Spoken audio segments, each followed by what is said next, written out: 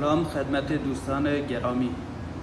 به این اتصالات میگیم اتصالات جوشی، اتصالات پلی اتیلن جوشی، و به این اتصالات میگیم اتصالات پیچی، اتصالات پلی اتیلن پیچی.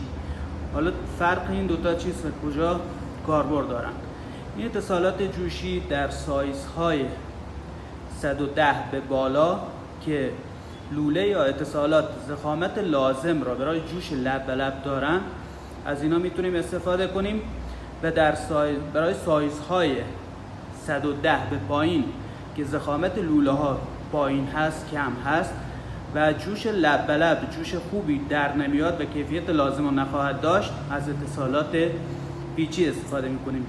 این اتصال بزرگ اولی، این تبدیل پیچی یا رابط تبدیل 90 به 110 هست. بعدی رابط تبدیل 63 به 75.